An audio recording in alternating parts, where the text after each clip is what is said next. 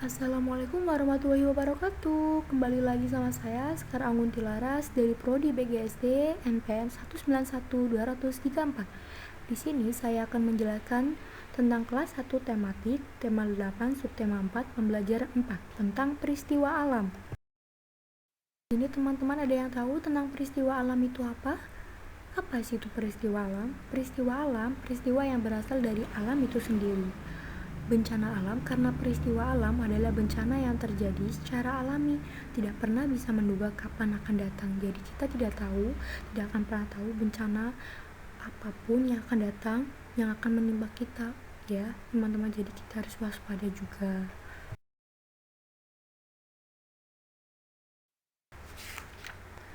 Di sini ada contoh dari bencana alam. Angin topan. Angin topan terjadi saat udara semakin panas, lalu angin bertiup berjam-jam. Kemudian angin itu akan menjadi besar dan menjadi angin yang memutar. Yang kedua, gempa bumi. Apa sih itu gempa bumi? Gempa bumi adalah bergetarnya tanah dari dalam bumi. Seperti bumi terasa digoyang-goyang, goncangannya sangat besar, pohon-pohon pun bisa tumbang. Rumah dan gedung-gedung yang tinggi juga bisa roboh. Karena sekuat apapun gedung, apapun bangunan, apapun itu tidak bisa dikalahkan dengan namanya takdir. Apapun musibah itu bencana. Banjir. Apa sih itu banjir, teman-teman? Banjir adalah peristiwa bencana alam yang terjadi ketika aliran air yang berlebihan merendam daratan. Jadi kenapa kadang terjadinya banjir itu biasanya disebabkan karena buang sampah sembarangan di selokan ataupun di mana, dan juga bebatuan, karena jadi tersumbatnya selokan itu dan terjadinya banjir.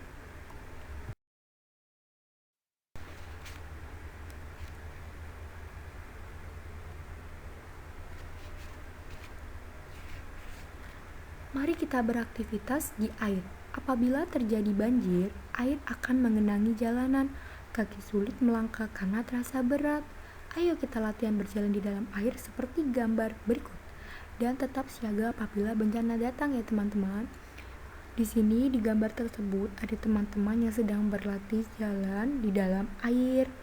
Jadi buat teman-teman atau anak-anak yang rumahnya dekat dengan wisata kolam renang atau di rumah ada kolam renang atau tetangga yang punya kolam renang, bisa latihan bersama-sama di dalam kolam renang tersebut ya teman-teman. Apa yang Udin dan teman-temannya lakukan tadi di kolam renang? Oh, ternyata mereka sedang berjalan di dalam air, sedang berlatih bersama-sama. Pernahkah kamu membutuhkan bantuan kepada orang lain? Apa yang harus kamu ucapkan? Contohnya, ibu, tolong ambilkan piring itu. Mana yang kata kalimat meminta bantuan kepada orang lain? Kata tolong. Jadi, teman-teman bisa apa aja menggunakan kata tolong, tapi dengan secara santun ya teman-teman. Bencana alam dapat menimpa siapapun, dapat pula menimpa diri kita sendiri. Saat menghadapi kesulitan, kamu perlu bantuan. Mintalah tolong kepada temanmu atau orang terdekatmu dengan menggunakan ucapan kata yang santun. Misalnya, tolong kirimkan makanan, selimut, dan obat-obatan untuk korban banjir.